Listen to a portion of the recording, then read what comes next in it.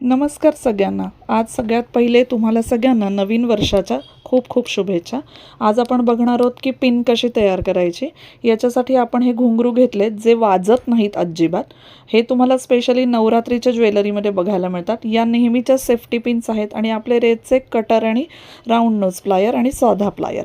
तर आता ही pin open करून घेऊया आणि याचं जे जे रिंग फॉर्म असतो किंवा जो लूप असतो त्याला प्लायरच्या हेल्पने ओपन करून घेऊया.